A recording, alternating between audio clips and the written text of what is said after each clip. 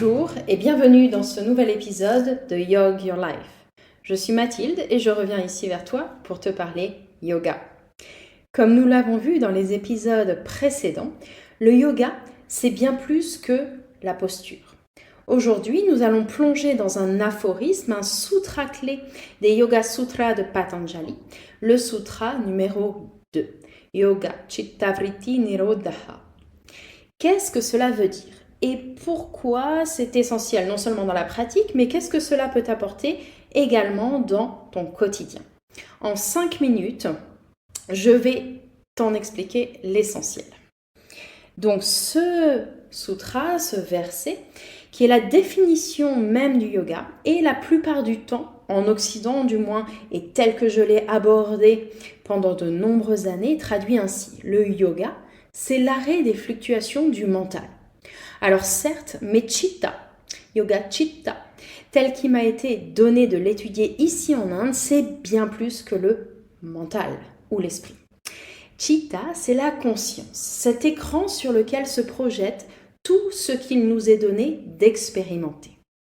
Pour la définir en 3 plans, sur un premier plan, il y a la conscience dite opérationnelle qui va s'engager dans le monde par le biais de la cognition, à savoir le mental, nos pensées, l'intellectuel qui va prendre les décisions et l'ego qui va s'identifier en tant que je suis professeur de yoga, etc., etc.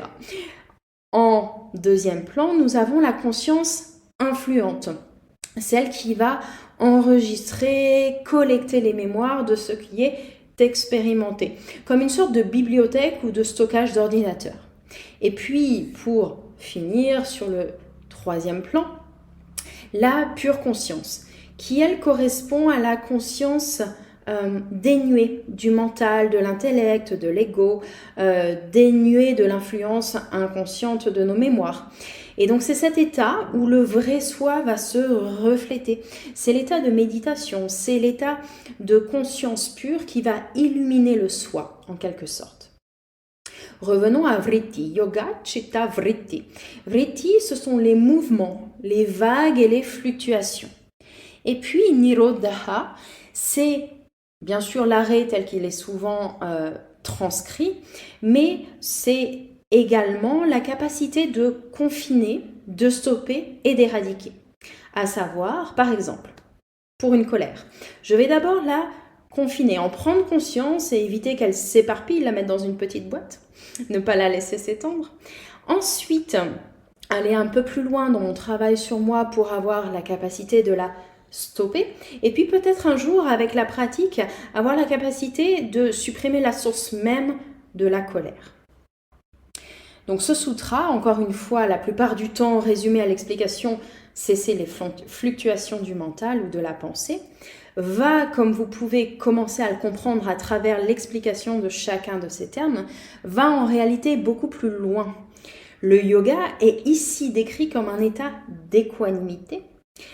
Le yoga est défini comme confiner, stopper et enfin éradiquer toutes les perturbations, les troubles, les agitations appelées vritti. Ces perturbations qui sont mentales, intellectuelles, sensorielles et de par nature limitées, de manière à ce qu'elles ne nous dérangent plus, à ne plus s'identifier à elles et à ne plus créer de mémoire, à ne plus stocker ce qui n'est pas essentiel. Donc ce qui signifie ne plus s'identifier comme étant notre mental, intellectuel, ego, ni nos mémoires, et aller au-delà de nos 2 premières couches de la conscience pour atteindre cette connexion à notre pure conscience.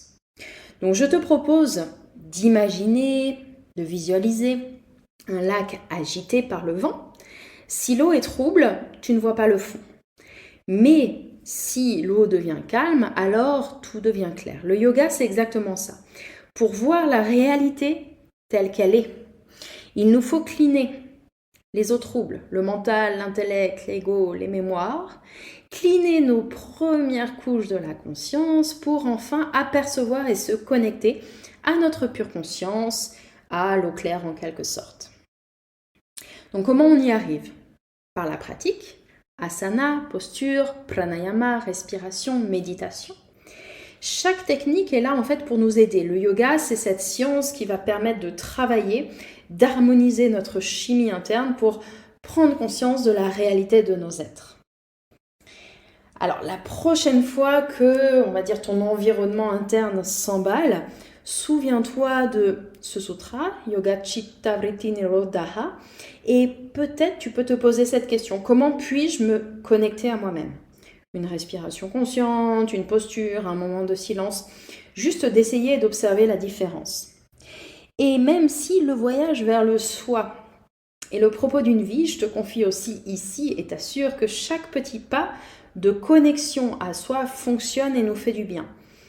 À notre époque, à l'époque des réseaux sociaux, il nous suffit parfois de lancer la vidéo de quelqu'un qui nous inspire par ses paroles, un soin sonore ou une vidéo de yoga pour se connecter à soi.